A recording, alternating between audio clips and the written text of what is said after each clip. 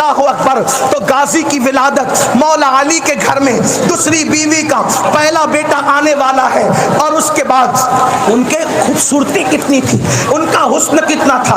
ان کو قمر بنو ہاشم کہتے تھے, یعنی بنو ہاشم کا چاند, اور ان کو باب الحوائج کہتے تھے, یعنی جہاں مرادیں پوری ہو وہ غازی عباس. اللہ اکبر. تو بہرحال سیدہ فاطمہ کے اللہ اکبر دعاؤں کا ثمرہ آج شعبان کی 5 تاریخ کو ظاہر ہونے والا ہے. مولا علی کے دوسری بیوی کے گھر بیٹا پیدا ہوتا ہے, لیکن بیٹا پیدا ہوا, حیرت کی بات یہ ہے بیٹا اتنا خوبصورت تھا, علی کو دیکھو یا اس کو دیکھو, علی کو دیکھو یا اس کو دیکھو, اتنا خوبصورت تھا, اتنا حسین و جمیل تھا.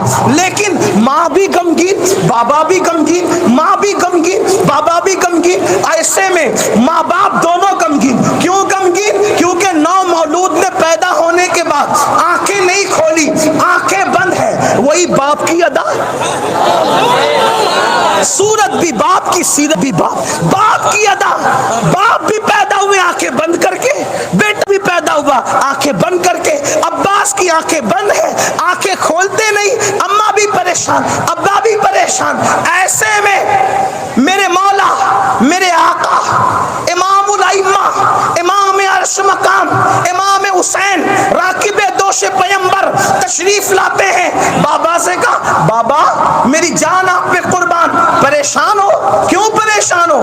امی پریشان ہو؟ کیوں پریشان ہو؟ ماں نے, بابا نے کہا بیٹا حسین تمہیں پتا چلا تمہارا بھائی آیا ہے, تیسرا بھائی, پہلا بیٹا ام بنین کے گھر, فاطمہ کی دعاؤں کا ثمرہ. لیکن بیٹا فاطمہ کی دعا تو بہت ثمربار ہے, ہوا تو بیٹا ہی لیکن عیب دار. اللہ اللہ, فاطمہ کی دعا کا ثمرہ عیب دار کیسے ہو سکتا؟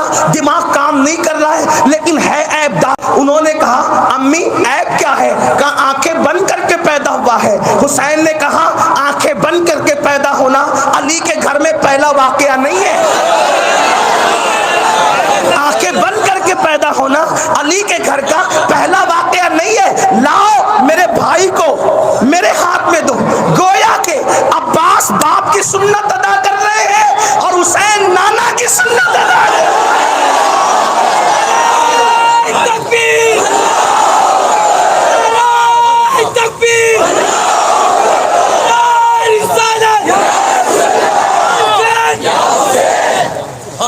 بابا کی سنت اور نانا کی سنت ایک بار پھر سے ادا ہو رہی ہے.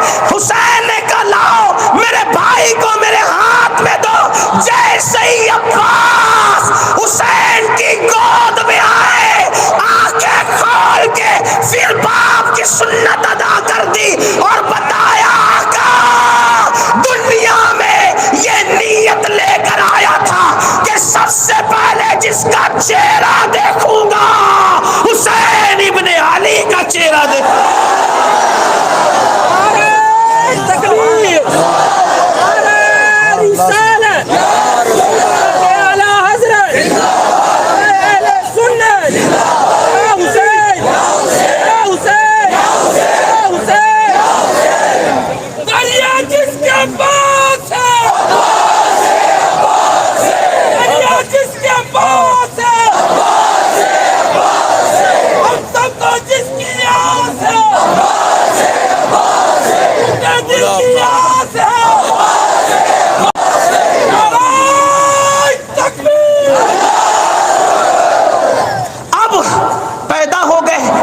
ہونے لگی.